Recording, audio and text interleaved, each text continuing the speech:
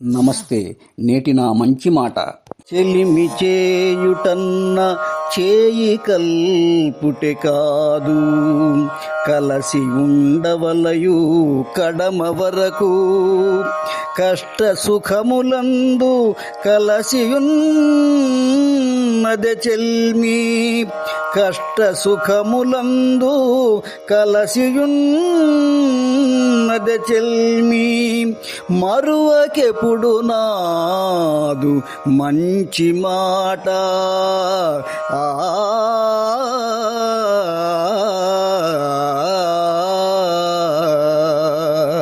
మిత్రులారా, ఈ సృష్టిలోని అన్ని మానవ సంబంధాలలో స్నేహం అత్యంత పవిత్రమైనది, నమ్మదగినది కూడా. అయితే చేయి కలుపుకున్నంత మాత్రం చేత అది మంచి స్నేహం అని చెప్పలేము.